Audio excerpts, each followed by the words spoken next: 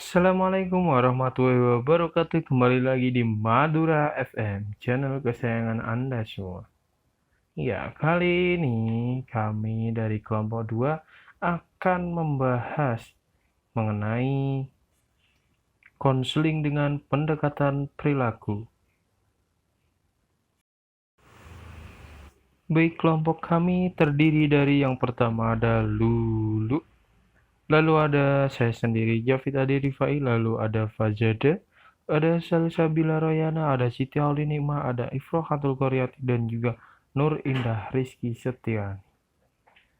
Baik, selamat memperhatikan. Baik, di sini saya akan menjelaskan mengenai pengertian. Pendekatan behavior di dalam proses konseling membatasi perilaku sebagai fungsi interaksi antara pembawaan dengan lingkungan. Perilaku yang dapat diamati merupakan suatu kepedulian dari konselor sebagai kriteria pengukuran keberhasilan konseling. Dalam konsep behavior, perilaku manusia merupakan hasil belajar yang dapat diubah dengan memanipulasi dan mengkreasikan kondisi-kondisi belajar, di mana proses konseling merupakan suatu proses atau pengalaman belajar untuk membentuk konseli mengubah perilakunya sehingga dapat memecahkan masalahnya. Di dalam proses konseling, pendekatan behavior merupakan suatu proses di mana konselor membantu konseling untuk belajar memecahkan masalah interpersonal, emosional, dan keputusan tertentu yang bertujuan ada perubahan perilaku pada konseli. Pemecahan masalah dan kesulitannya dengan keterlibatan penuh dari konselor. Pendekatan behavioristik dalam konseling dipengaruhi oleh kelebihan dan perilaku konseli, jenis problematika, jenis penguatan yang dilakukan, dan orang lain yang memiliki arti tertentu bagi kehidupan konseli dalam perubahan perilakunya. Dalam pelaksanaannya, pendekatan behavioristik memiliki kontribusi yang cukup berarti dalam konseling dan psikoterapi.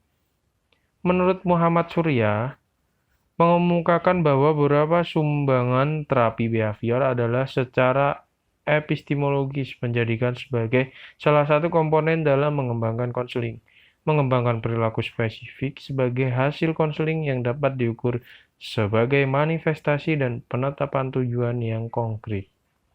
Memberikan ilustrasi sebagai mengatasi keterbatasan lingkungan, serta penekanan bahwa konseling hendaknya memusatkan pada perilaku sekarang dan bukan kepada perilaku yang terjadi pada masa lalu.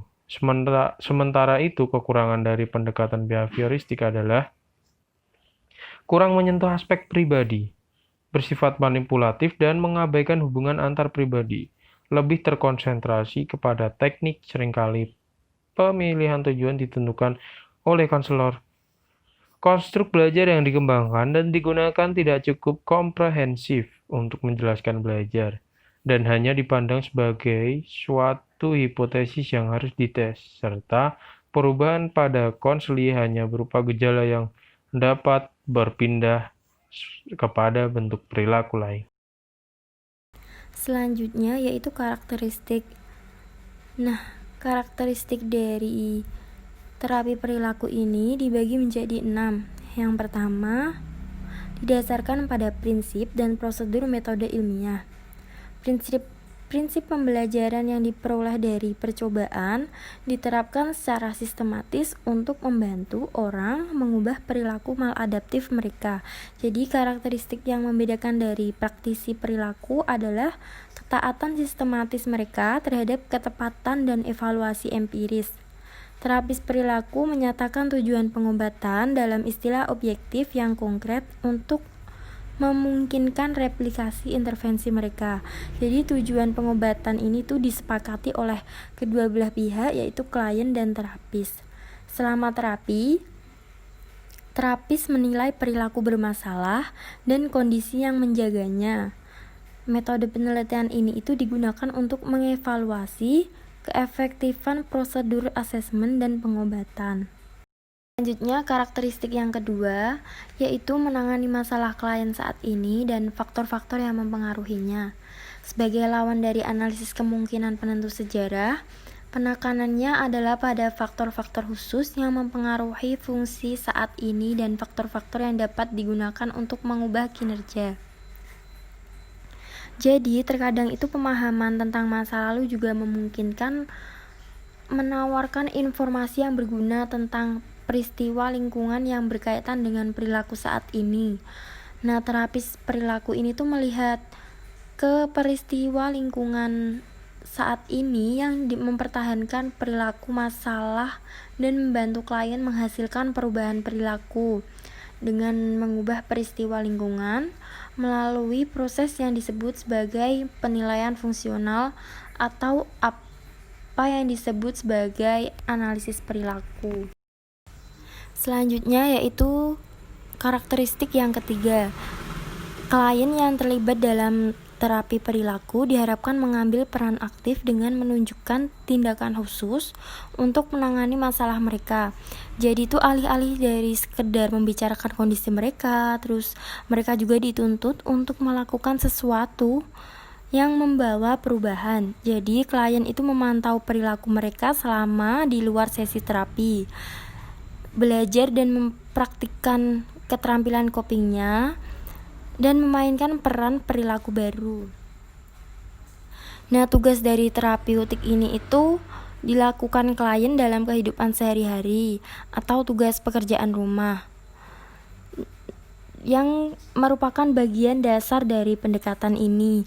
Jadi, terapi perilaku adalah terapi yang berorientasi pada tindakan dan pendekatan pendidikan dan pembelajaran yang dipandang sebagai inti dari terapi.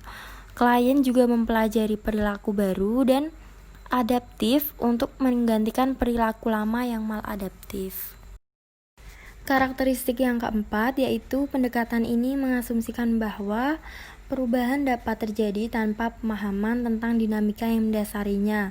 Jadi terapis perilaku ini itu beroperasi pada premis bahwa perubahan perilaku dapat terjadi sebelum atau bersamaan dengan pemahaman tentang diri sendiri, dan perubahan perilaku itu dapat mengarah pada peningkatan pemahaman diri.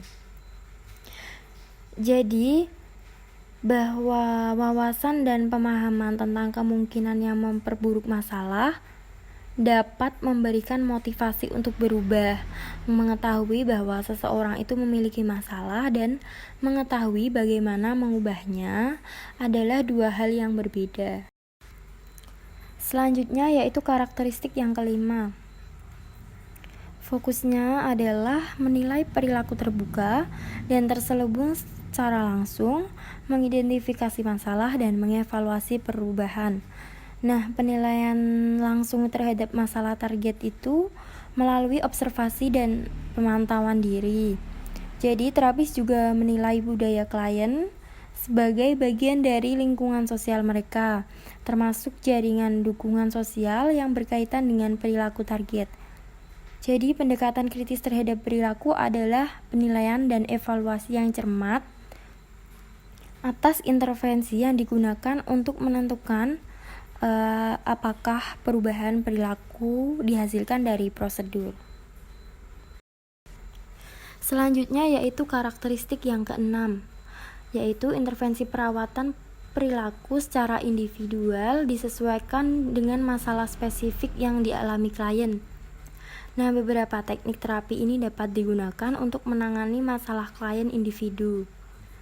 Sebuah pertanyaan yang penting dan yang berfungsi sebagai panduan untuk pilihan ini adalah perlakuan apa oleh siapa yang paling efektif untuk individu dengan masalah spesifik tersebut dan dalam rangkaian keadaan apa. Nah, yang paling menempati tempat yang paling penting dalam perilaku ini adalah tujuan. Tujuan umum terapi perilaku adalah meningkatkan pilihan pribadi dan menciptakan kondisi baru untuk belajar. Klien dengan bantuan terapis menentukan tujuan pengobatan khusus pada awal proses terapeutik. Meskipun penilaian dan pengobatan terjadi bersamaan, penilaian formal dilakukan sebelum pengobatan untuk melakukan perilaku yang menjadi target perubahan. Jadi penilaian berkelanjutan sepanjang terapi menunjukkan sejauh mana tujuan yang diidentifikasi dapat dipenuhi. Oke, selanjutnya saya akan menjelaskan teknik-tekniknya, yaitu pengkondisian operan dan pelatihan relaksasi. Di sini saya akan menjelaskan teknik pengkondisian operannya terlebih dahulu. Nah, pada bagian ini tuh menjelaskan beberapa prinsip utama dari pengkondisian operan, yaitu penguatan positif, penguatan negatif, kepunahan, hukuman positif, dan hukuman negatif. Dalam analisis perilaku terapan, teknik pengkondisian operan dan metode penilaian evaluasi ditetapkan pada berbagai masalah di banyak pengaturan yang berbeda. Kontribusi terpenting dari analisis perilaku terapan adalah bahwa ia menawarkan pendekatan fungsional untuk memahami masalah klien dan mengatasi masalah ini dengan mengubah anteseden dan konsekuensi. Behavioris percaya kita merespon dengan cara yang dapat diprediksi karena keuntungan yang kita alami, atau bisa disebut penguatan positif, karena kebutuhan untuk melarikan diri atau menghindari konsekuensi yang tidak menyenangkan, atau penguatan negatif. Setelah tujuan klien dinilai, perilaku tertentu menjadi sasaran. Tujuan penguatan, baik positif maupun negatif, adalah untuk meningkatkan perilaku sasaran. Penguatan positif melibatkan penambahan sesuatu yang bernilai pada individu. Contohnya seperti pujian, perhatian, uang, atau makanan, sebagai konsekuensi dari perilaku tertentu. Stimulus yang mengikuti perilaku tersebut adalah penguat positif. Contohnya, seorang anak mendapat nilai bagus dan dipuji karena belajar oleh orang tuanya. Jika dia menghargai pujian ini, kemungkinan besar dia akan memiliki investasi untuk belajar di masa depan. Ketika tujuan program adalah untuk mengurangi atau menghilangkan perilaku yang tidak diinginkan, penguatan positif ini sering digunakan untuk meningkatkan frekuensi perilaku yang lebih diinginkan, yang menggantikan perilaku yang tidak diinginkan. Penguatan negatif melibatkan pelarian dari atau penghindaran rangsangan permusuhan atau tidak menyenangkan. Individu termotivasi untuk menunjukkan perilaku yang diinginkan untuk menghindari kondisi yang tidak menyenangkan. Misalnya, seorang teman saya tidak suka bangun dengan suara melengking dari jam alarm. Dia telah melatih dirinya untuk bangun beberapa menit sebelum alarm berbunyi, untuk menghindari rangsangan permusuhan dari bel alarm. Metode operan lain untuk mengubah perilaku yaitu adalah kepunahan, yang mengacu pada menahan penguatan dari respon yang diperkuat sebelumnya. Dalam pengaturan yang ditetapkan, kepunahan ini dapat digunakan untuk perilaku yang telah dipertahankan oleh penguatan positif atau penguatan negatif. Misalnya dalam kasus anak-anak yang menunjukkan amarah. Orang tua seringkali memperkuat perilaku ini dengan perhatian yang mereka berikan padanya. Pendekatan untuk menangani perilaku bermasalah adalah menghilangkan hubungan antara perilaku tertentu dan penguatan positif. Melakukannya dapat mengurangi atau menghilangkan perilaku tersebut melalui proses kepunahan. Perlu dicatat bahwa kepunahan itu memiliki efek samping negatif seperti kemarahan dan agresi. Kepunahan dapat mengurangi atau menghilangkan perilaku tertentu, tetapi kepunahan tidak menggantikan respon yang telah dipadamkan. Untuk alasan ini, kepunahan itu paling sering digunakan dalam program modifikasi perilaku dalam hubungannya dengan berbagai strategi penguatan. Cara lain perilaku dikendalikan adalah melalui hukuman. Kadang-kadang disebut sebagai kontrol permusuhan, di mana konsekuensi dari perilaku tertentu mengakibatkan penurunan perilaku tersebut.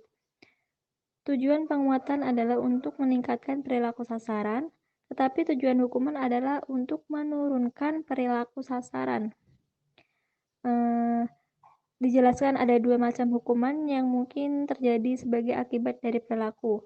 Ada hukuman positif dan hukuman negatif. Dalam hukuman positif, stimulus permusuhan ditambahkan setelah perilaku untuk mengurangi frekuensi perilaku seperti menahan hadiah dari seorang anak karena perilaku buruk atau menegur siswa karena bertindak di kelas. Dalam hukuman negatif, stimulus penguat dihapus mengikuti perilaku untuk mengurangi frekuensi perilaku target, seperti memotong uang dari gaji pekerja untuk waktu yang hilang di tempat kerja atau mengambil waktu di televisi dari seorang anak karena perilaku buruk. Dalam kedua jenis hukuman tersebut, perilaku tersebut cenderung tidak terjadi di masa depan. Keempat prosedur operan ini menjadi dasar program terapi perilaku untuk pelatihan keterampilan orang tua dan juga digunakan dalam prosedur manajemen diri yang akan dibahas pada babak berikutnya.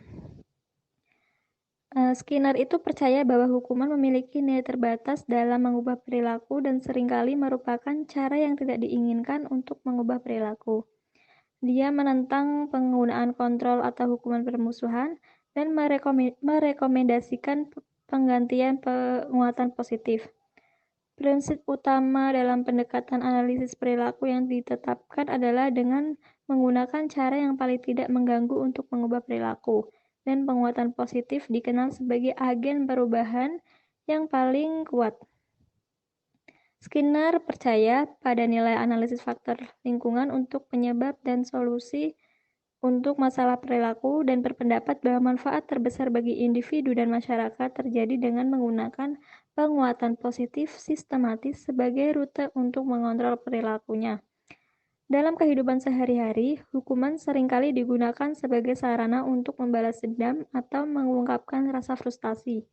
Namun, seperti yang dicatat oleh Kazlin pada tahun 2001, hukuman dalam kehidupan sehari-hari tidak mungkin untuk mengajarkan pelajaran atau menekankan perilaku yang tidak dapat ditoleransi karena hukuman khusus yang digunakan dan bagaimana penerapannya. Bahkan dalam kasus-kasus ketika perilaku yang diinginkan, hukuman harus digunakan hanya setelah pendekatan non-permusuhan telah ditetapkan dan ditemukan tidak efektif dalam mengubah perilaku bermasalah. Penguatan harus digunakan sebagai cara untuk mengembangkan perilaku yang sesuai untuk menggantikan perilaku yang ditekan. Selanjutnya ada systematic desensitization atau desensitisasi sistematis. Ini yang didasarkan pada prinsip pengkondisian klasik adalah prosedur perilaku dasar yang dikembangkan oleh Joseph Wolpe, salah satu pelopor terapi perilaku.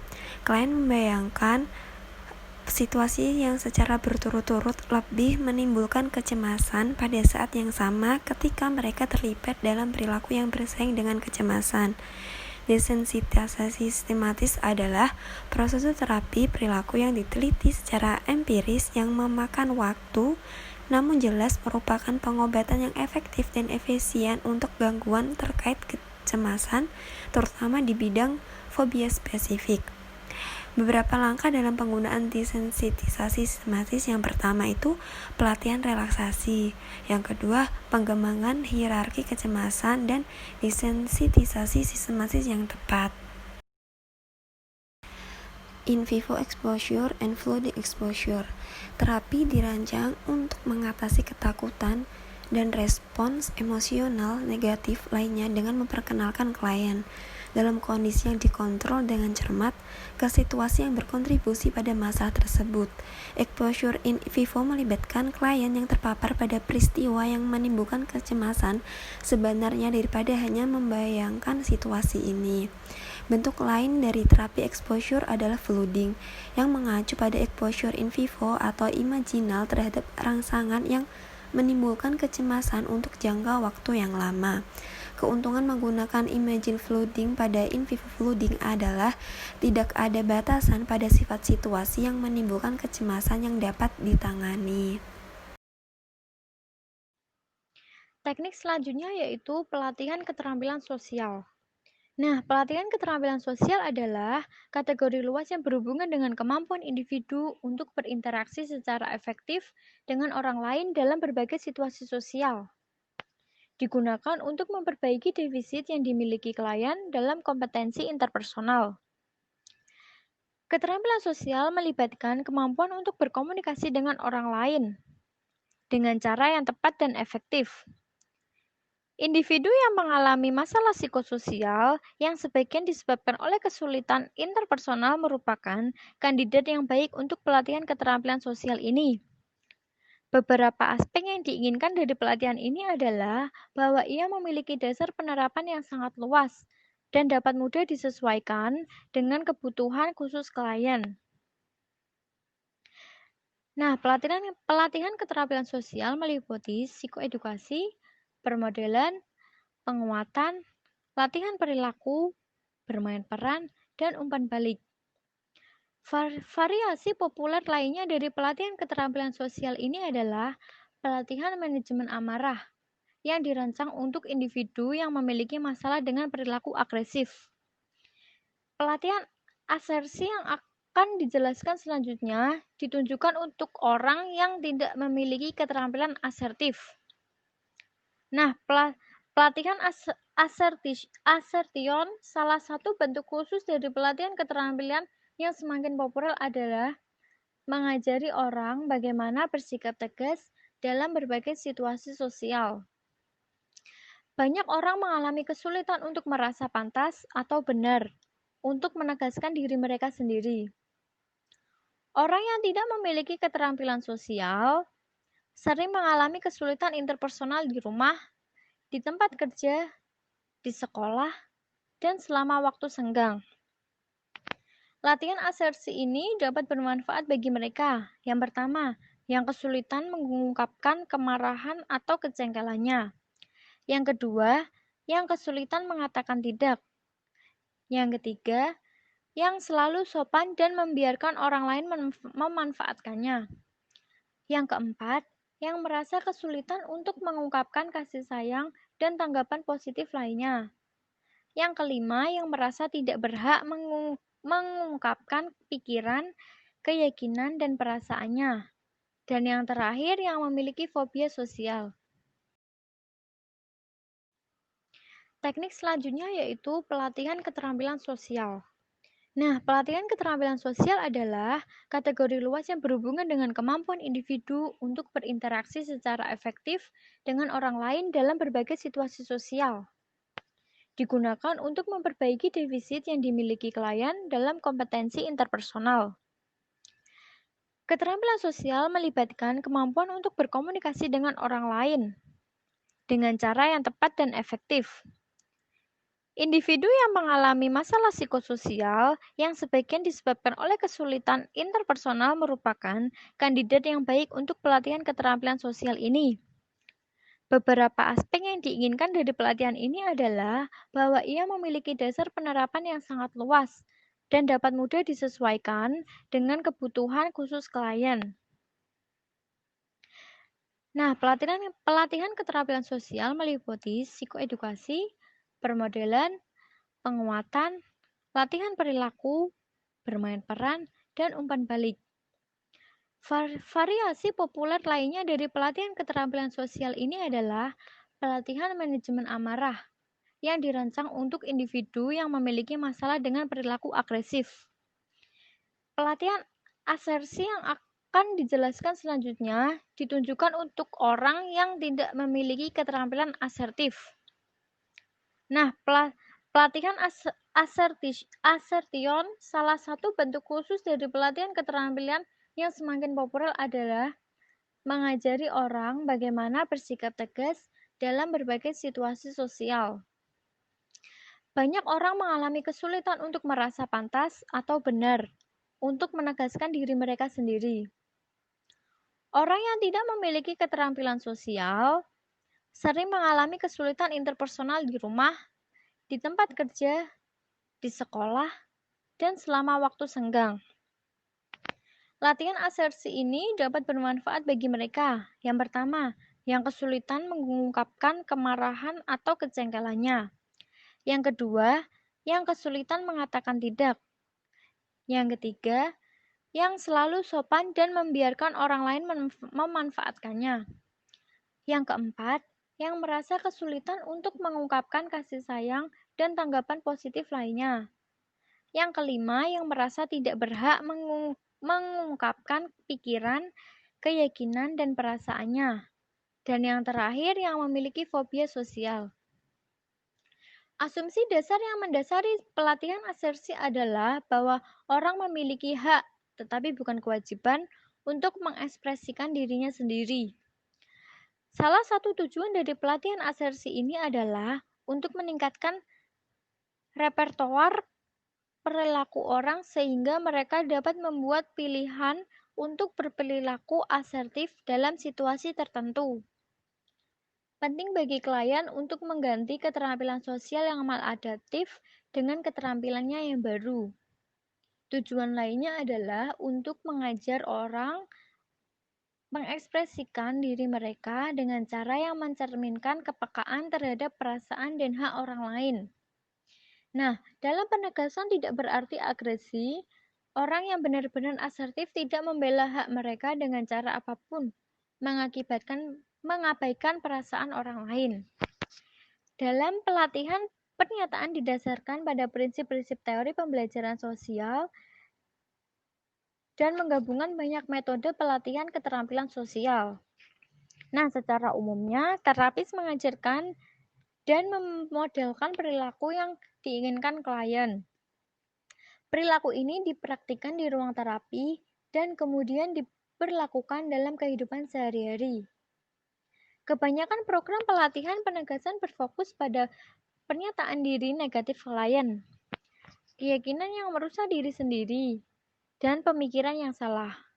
Orang seringkali berperilaku tidak tegas karena merasa tidak berhak menyatakan pandangan atau meminta apa yang mereka inginkan atau pantas didapatkan. Dengan demikian, pemikiran mereka mengarah pada perilaku pasif. Program pelatihan pernyataan yang efektif melakukan lebih dari sekedar memberi orang keterampilan dan teknik untuk menghadapi situasi sulit. Program-program ini menantang keyakinan orang yang menyertai kurangnya ketegasan mereka dan mengajarkan mereka untuk membuat pernyataan diri yang konstruktif untuk mengadopsi seperangkat keyakinan baru yang akan menghasilkan perilaku asertif. Nah, pada pelatihan pernyataan sering dilakukan dalam kelompok. Ketika format kelompok digunakan, permodalan dan instruksi disajikan kepada seluruh kelompok, dan anggota melatih keterampilan perilaku dalam situasi bermain peran. Setelah latihan, anggota diberikan umpan balik yang terdiri dari penguatan aspek perilaku yang benar dan pertunjukan tentang cara meningkatkan perilaku. Setiap anggota terlibat dalam pelatihan lebih lanjut tentang perilaku asertif sampai keterampilan dilakukan secara memadai dalam berbagai situasi simulasi. Karena pelatihan asersi didasarkan pada gagasan barat tentang nilai asertif, pelatihan tersebut mungkin tidak cocok untuk klien yang dengan latar belakang budaya yang lebih menekankan pada harmoni daripada asertif. Pendekatan ini bukan obat mujarab, tetapi dapat menjadi pengobatan yang efektif untuk klien yang memiliki kekurangan keterampilan dalam perilaku asertif atau untuk individu yang mengalami kesulitan dalam hubungan interpersonal mereka.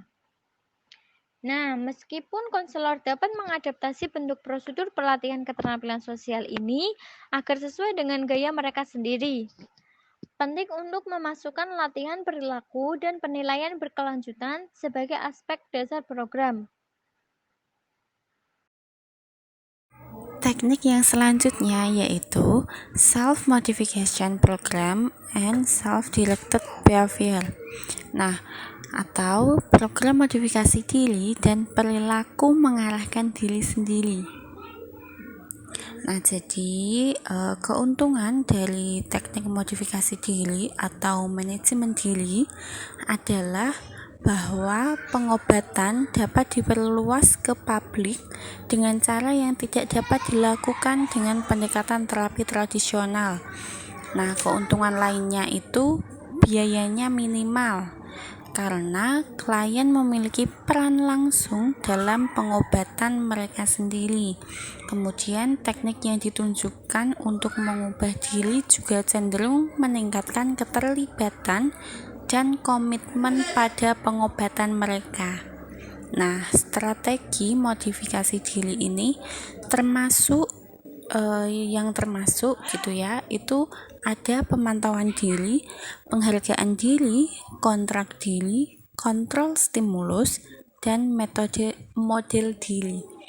Nah, ide dasar dari penilaian dan intervensi modifikasi diri adalah bahwa perubahan dapat dibawa dengan mengajar orang untuk menggunakan keterampilan coping dalam situasi bermasalah. Kemudian menurut Watson and Straub 2007 itu ada beberapa langkah dasar yang harus dilakukan oleh seseorang dalam program ini gitu ya. Nah, yang pertama itu memilih tujuan. Jadi tujuan itu harus ditetapkan nih satu persatu dan harus dapat diukur, dicapai, kemudian positif dan signifikansi bagi orang tersebut. Nah, dan juga ekspektasinya harus realistis. Nah, untuk yang langkah kedua itu ada menerjemahkan tujuan ke dalam perilaku sasaran. Jadi identifikasi perilaku yang menjadi sasaran perubahan. Setelah target perubahan dipilih dan antisipasi hambatan dan pikirkan cara untuk menegosiasikannya ya. Kemudian langkah ketiga itu ada SWOT monitor. Nah, jadi pada SWOT monitor ini itu amati perilaku Anda secara sengaja dan juga sistematis dan buatlah catatan harian perilaku. Catatan perilaku tersebut beserta komentar tentang isyarat dan konsekuensi anteseden yang relevan. Nah, untuk yang keempat itu ada membuat rencana untuk perubahan. Nah, rancang program aksi untuk menghasilkan perubahan nyata. Berbagai rencana untuk tujuan yang sama dapat dirancang, yang masing-masing dapat menjadi efektif. Beberapa jenis sistem penguatan diri diperlukan dalam rencana ini, karena penguatan adalah landasan terapi perilaku modern. Nah, penguatan diri adalah strategi sementara yang digunakan sampai perilaku baru diterapkan dalam kehidupan sehari-hari. Kemudian ambil langkah-langkah untuk memastikan bahwa keuntungan yang didapat akan dipertahankan. Nah, kemudian langkah yang kelima itu mengevaluasi rencana tindakan. Nah, jadi mengevaluasi rencana perubahan untuk menentukan apakah tujuan tercapai dan sesuaikan serta revisi rencana tersebut sebagai cara lain untuk menentukan apakah tujuan tercapai dan sesuaikan serta revisi rencana tersebut sebagai cara lain untuk memenuhi tujuan yang dipelajari seperti itu. Nah, evaluasi di sini itu proses yang berkelanjutan dan bukan kejadian satu kali, dan perubahan diri adalah praktek seumur hidup. Kemudian strategi modifikasi diri ini telah berhasil diterapkan pada banyak populasi dan juga masalah ya. Nah, diantaranya itu mengatasi serangan panik, kemudian membantu anak-anak mengatasi ketakutan akan kegelapan, meningkatkan produktivitas kreatif, mengelola kecemasan dalam situasi sosial, mendorong berbicara di depan banyak orang, kelas, kemudian meningkatkan olahraga, kontrol merokok, dan menangani depresi. Selanjutnya yaitu ada multimodal terapi clinical behavior. Jadi terapi multimodal, terapi perilaku klinis. Nah, jadi terapi multimodal ini adalah pendekatan terapi perilaku yang komprehensif, sistematis, dan juga holistik yang dikembangkan oleh Arnold Lazarus. gitu. Kemudian pendekatan ini itu berfungsi sebagai penghubung utama antara beberapa prinsip perilaku dan pendekatan perilaku kognitif yang telah banyak menggantikan terapi perilaku tradisional. Asumsi yang mendasari pendekatan ini adalah bahwa karena individu diganggu oleh berbagai masalah spesifik, maka tepat bahwa banyak strategi pengobatan digunakan dalam membawa perubahan. Kemudian terapis dalam multimodal itu biasanya berfungsi secara langsung dengan memberikan informasi, instruksi, dan juga reaksi. Mereka menantang keyakinan yang merusak diri sendiri, kemudian menawarkan umpan balik yang bersifat konstruktif, memberikan penguatan positif, dan mengungkapkan diri dengan tepat. Dan juga penting bagi terapis untuk memulai di mana klien berada dan kemudian pindah ke area produktif lainnya untuk mengeksplorasi. Nah, dari multimodal ini itu ada yang namanya ID dasar. Ya, ada ID dasar inti dari pendekatan multimodal Lazarus, yaitu adalah premis bahwa kepribadian kompleks manusia dapat dibagi menjadi 7 bidang fungsi utama. B. Perilaku atau behavior. A. Tanggapan afektif. Kemudian S itu sensasi. I itu gambar. C. Kognisi. I. Hubungan interpersonal. Dan D. Obat-obatan, fungsi biologis, nutrisi, dan olahraga. Dan bidang fungsi utama tersebut itu biasa disingkat dengan basic ID atau BASIC-ID. Nah, kemudian premis utama dari terapi multimodal itu adalah luasnya seringkali lebih penting daripada kedalaman. Semakin banyak respon coping yang dipelajari klien dalam terapi, semakin kecil kemungkinan klien untuk kambuh. Nah, dalam terapis ini itu mengidentifikasi suatu masalah spesifik dari setiap aspek kerangka basic ID sebagai target untuk perubahan dan mengajarkan klien berbagai teknik yang dapat mereka gunakan untuk memerangi pemikiran yang salah, untuk belajar bersantai dalam situasi stres, dan untuk memperoleh keterampilan interpersonal yang efektif. Selanjutnya yaitu kelemahan, kelebihan, dan perbedaan dari konseling berdasarkan pendekatan behavior atau perilaku. Pada kelemahannya itu ada beberapa, yaitu yang pertama, konseling behavior dapat mengubah perilaku, tetapi tidak dapat mengubah perasaan. Beberapa konselor cenderung mengecilkan atau tidak terlalu memperhatikan cara mengatasi masalah emosional klien atau konseli, tapi mereka lebih suka memusatkan perhatiannya pada apa yang dirasakan klien dan kemudian bekerja dengan dimensi perilaku dan kognitif klien. Yang kedua yaitu konseling behavior ini mengabaikan faktor relasional penting dalam terapi. Sering ada tuduhan yang dikatakan bahwasanya konseling behavior itu mengabaikan hubungan penting antara klien dan juga konselor. Tapi meskipun seperti itu, mereka mengakui bahwa hubungan kerja yang baik antara konselor dan klien adalah fondasi dasar yang menunjang keberhasilan konseling. Yang ketiga, konseling behavior tidak memberikan wawasan. Perubahan perilaku seringkali tidak mengarahkan pada perubahan pemahaman, namun lebih mengarah pada perubahan emosional. Yang keempat yaitu konseling behavior menangani gejala daripada penyebabnya. Konselor perilaku mengakui bahwa adanya penyimpangan itu akibat dari masa lalu. Tetapi mereka berpendapat juga bahwa masa lalu itu tidak terlalu penting dalam pemeliharaan masalah pada sekarang ini. Namun, konselor menekankan adanya perubahan keadaan lingkungan untuk mengubah perilaku tersebut.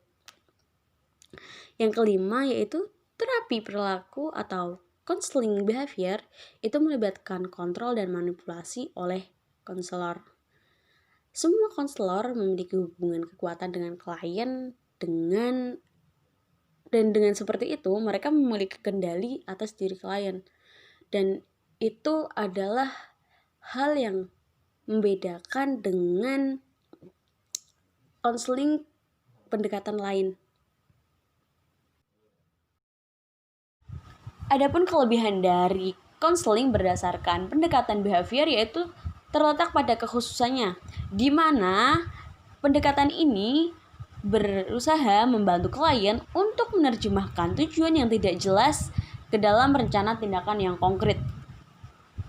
Jadi pada hal ini, konselor membantu konseli untuk menjaga supaya rencana yang dimiliki oleh konseli tetap terfokus dengan jelas.